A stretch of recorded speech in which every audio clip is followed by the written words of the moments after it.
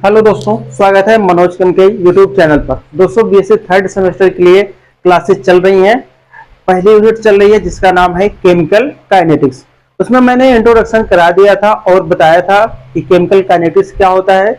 It is branch of physical chemistry जिसके अंतर्गत हम रेट ऑफ रिएक्शन निकालना सीखते हैं, रेट ऑफ रिएक्शन के बारे में स्टडी करते हैं, मैकेनिज्म ऑफ रिएक्शन के बारे में बात करते हैं और कोई भी रिएक्शन के ऊपर जो फैक्टर्स होते हैं, जो कारक होते हैं, जैसे टेम्परेचर, प्रेशर या इनर्ट गैस या कंसंट्रेशन का क्या प्रभाव पड़ता है, उसके बारे में स्टडी की जा सकती है केमिकल काइनेटिक्स चैप्टर के अंतर्गत। ठीक है ना।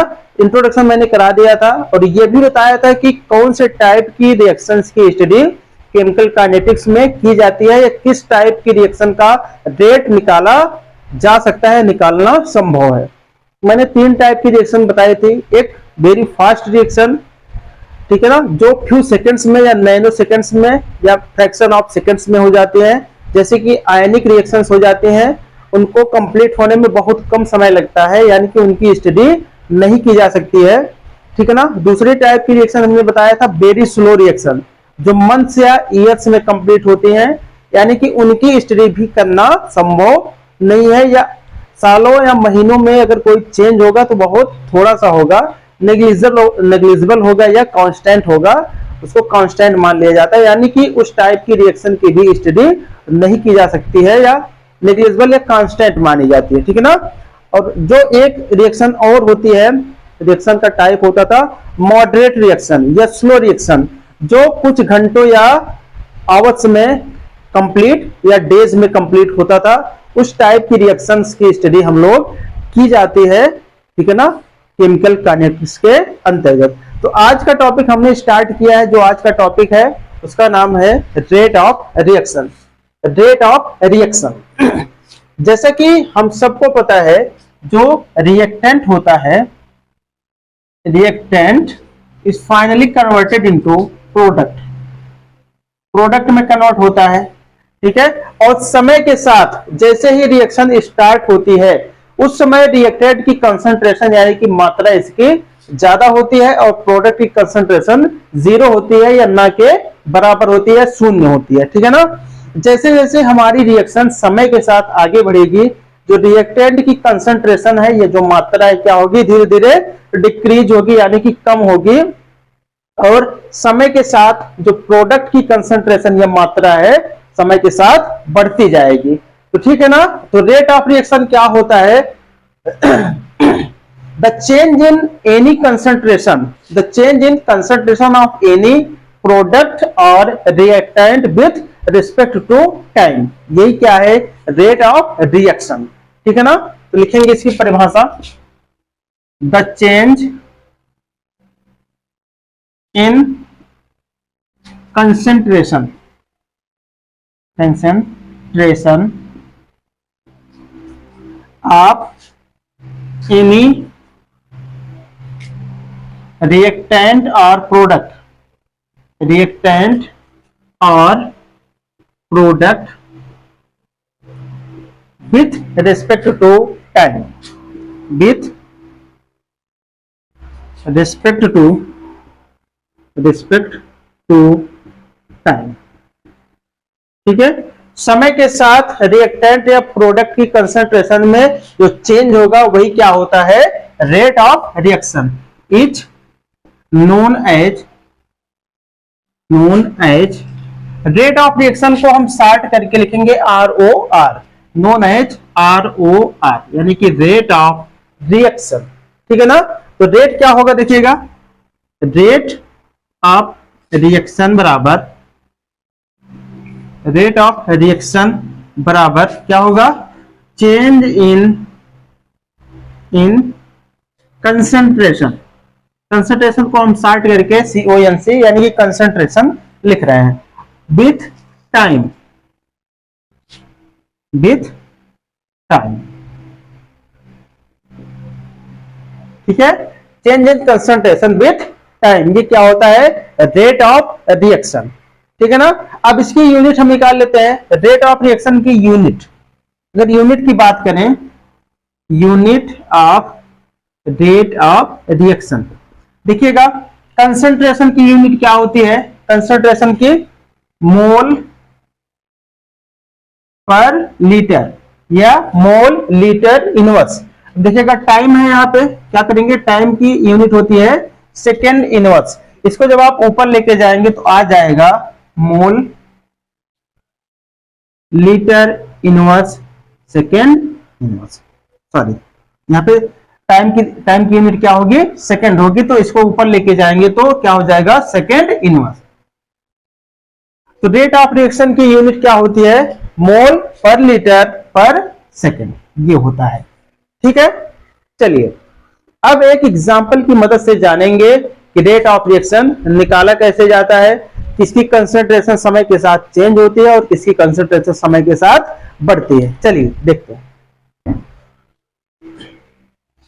एक हम रिएक्शन लिखेंगे, a general reaction.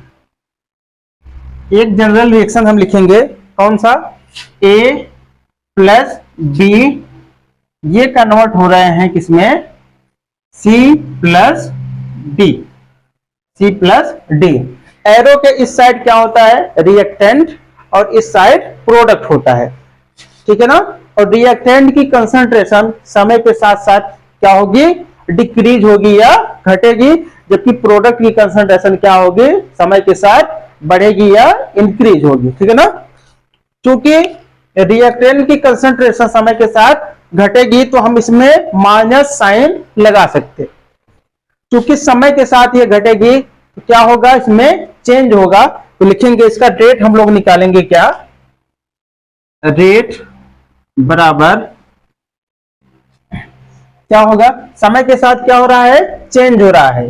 D A by D T, ठीक है, बराबर minus D B by D T. Minus sign क्यों लगा रहे हैं? क्योंकि कंसंट्रेशन चेंज हो रही है, मतलब घट रही है या डिक्रीज हो रही है, किसके? रिएक्टेंट की समय के साथ। अब देखिएगा, बराबर minus D C by D T, यहां पे प्लस हो जाएगा। ठीक है, बराबर plus D capital D by D T. अब देखिएगा इसका रेट कैसे निकलेगा। देखिएगा यहाँ पे मैंने माइनस लगाया, माइनस साइन लगाने का मतलब होता है रिएक्टेंट की कंसंट्रेशन डिक्रीज होगी। D A by D T बराबर minus D B by D t is equal to plus. अब यहाँ पे प्लस लग जाएगा, प्लस लगाने का मतलब है एरो के इस साइड प्रोडक्ट है, प्रोडक्ट की कंसंट्रेशन क्या होगी? समय के साथ इंक्रीज होगी या बढ़ेगी, इसलिए यहाँ पे लगा है plus. Plus D C by D T plus D D by D T, ये होता है रेट निकालना। ठीक है ना? माइनस साइन लगाया जाता है। चलिए एक रिएक्शन हम और बताएंगे जिसमें हम लोग मॉलिक्यूलरिटी लिख के दिखाएंगे। एक दूसरा रिएक्शन लिखेंगे, एग्जाम्पल, एक दूसरा रिएक्शन लिखेंगे, इसमें हम लोग मॉलिक्यूलरिटी भी साथ में लगाएंगे, ये कंसंट्रेशन भी लगाएंगे। Small a capital a plus small b capital b, ये कन्वर्ट हो रहा है किसमें? Small c capital c plus small d capital d. ठीक है ना? अब क्या करेंगे, देखिएगा इसका रेट कैसे निकलेगा। रेट बराबर, इसका रेट कैसे निकलेगा देखिएगा, माइनस 1 बाई ए इंटू क्या हो जाएगा? D A by D T बराबर माइनस, देखिएगा 1 बाई बी, उसके बाद D B by D T. Concentration क्या हो जाएगी? डिक्रीज होगी रिएक्टेंट की, बराबर minus 1 by C into D C by D T. यहां पे देखिएगा प्लस आ जाएगा, फिर बराबर plus 1 by D into D capital D by D into D T. 1 by D into D into capital D by T T. यहां पे देखिएगा क्या हुआ है, यहाँ पे माइनस साइन लगा है, यहाँ भी माइनस साइन लगा है, क्योंकि ये दोनों रिएक्टेंट है और यहाँ पे दोनों क्या है, प्रोडक्ट है। ठीक है ना।